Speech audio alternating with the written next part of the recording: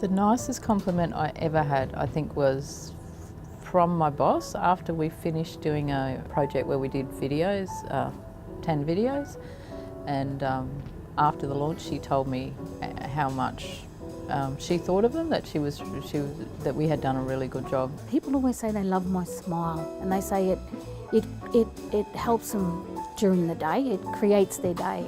And I thought, yeah, wow. I think the best compliment I ever had was when my girlfriend said yes, she would marry me, and after that I got married to her. It's a compliment that comes from a lot of people. And the compliment is, my child who could not read, learnt to read because he or she loved your book so much, they learnt to read with that book. And that is the greatest compliment that I ever have from anybody. It's just fantastic. It makes my heart sing. I was told I was handsome, and I'm not.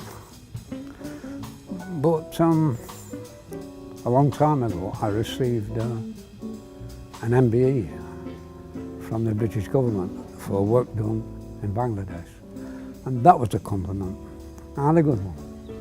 Me and a couple of people in Townsville run some groups and get together with film photography stuff, and you always get young people who are getting into the medium, haven't shot film before, and they want to learn about it, and yeah, just touching base with them, sharing knowledge, that sort of stuff. I often get compliments, you know, they're just eager to learn, so they want to suck in as much information as they can, and so they're always super grateful when you tell them how to develop film for the first time, or you lend them a piece of gear or whatnot. You know, when I inspire someone to do something else, then I'm like, wow, that's great, maybe I'm going to go fire up the darkroom tonight, you know, and get some prints done or something, so I guess it kind of motivates me as well. Oh, I think that was the best award I was ever given. It was half a Mars bar by two little boys at a country school.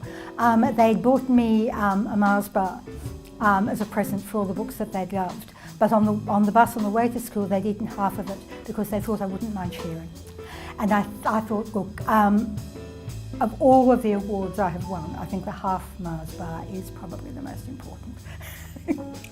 The best compliment I've ever had as a historian, I think, and certainly as a writer, was in a review in the Weekend Australian of my book The 80s, where a very thoughtful review by someone I don't know, a guy called David Free, and he had some critical things to say about the book, but he said something that I'd put on my grave if I could, I think, which was he researches like an academic and writes like a writer. And it was probably the first time I'd ever really thought of myself as truly a writer. I'd always thought of myself as certainly a historian and an academic, a teacher, but perhaps not a writer. And I thought, well, you know, if someone has read the book and someone who, you know, I've never encountered before and says that, you know, that's something to take on board. I don't think I went out and had a party or anything like that, but it's something that's stuck in my mind as you know, I guess being gratified that someone had read the book and seen that kind of value in it.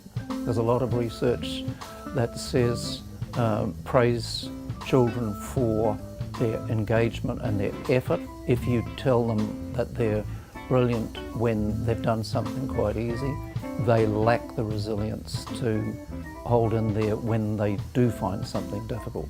Whereas somebody who's been praised instead for their stickability is far more likely to keep that up when the going gets tough.